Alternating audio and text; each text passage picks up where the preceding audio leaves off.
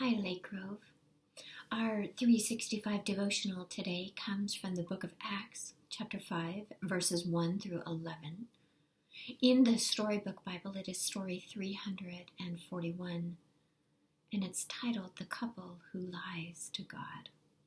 If you have not yet had a chance to read it, I encourage you to do so. When you do, or if you're reflecting back now on when you did read it, did you notice anything in your body as you read it? What was it like for you to hear this extreme example of what happened when someone came before Peter and before God with lies?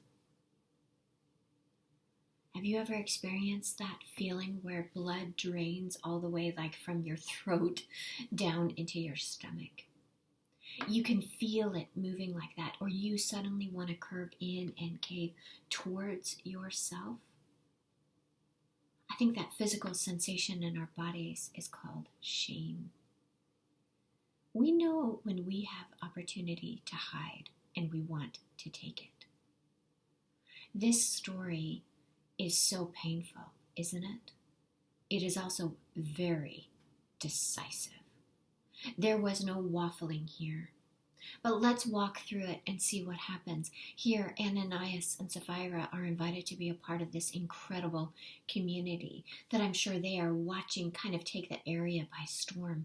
What kind of people are these that speak with such power and passion, that have such love between them? Can you believe it? Peter, he's a landowner too. He sells what he has. He gives it to make sure that everybody around them has enough. We want to be a part of that. But we don't want to be a part of that fully. Let's give to God what we can give. Let's give to God what we can give, not what we can't. You may be asking, is this a story about possessions and who is going to make it through if everybody has to sell everything that they have and give it, and if they don't want to, then they're dead? This is a story about possessions and how the community cared for one another through their possessions. But really what it is a story about, will we actually live in shame? Will we hide in shame? Or will we live in truth?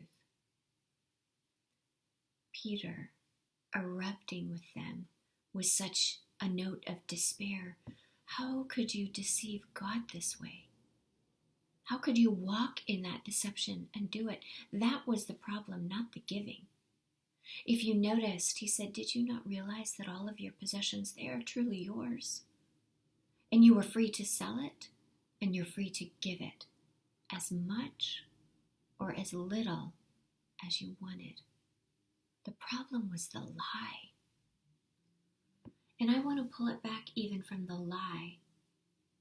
The problem is feeling that shame of, wait a minute, if I don't show up here with absolutely everything and like I'm a perfect person, and of course I can give everything away. Of course I don't have any fear of things that I might need or even any desires or wants, any selfishness left in me. Who of us can go before God and say that? Not a one. Here's the thing with God. We get to go forward in truth. Because what we can do is say, here's what I can give. Help me with the rest. Don't try to give God what you can't. Give God what you can. Let God work and transform, work in you and in your heart to be able to lay down the more what you hope for. The kind of person you wish and want to be. Versus saying, oh mercy, I have to pretend I am something I am not. Living on a path of pretending to be something we are not leads to death. And in this story, it was sped up all the way to the end, right at the beginning. If there was ever a message of how a community is going to be found, what the foundation is, God said it right there. We're not going to say you can be one way and act another. We won't have lies here. Painful. Let us take the instruction. Walk in truth. Here's the thing that we can do with one another actually is be able to help one another walk in that truth. To be able that we don't have to avert from that shameful feeling of I wish I could be and do more. But do you realize as we are able to share with one another, this is my hope, what I'm longing, but I know I am not there. When we can be seen and loved in that truth, we actually have opportunity to be transformed in that way.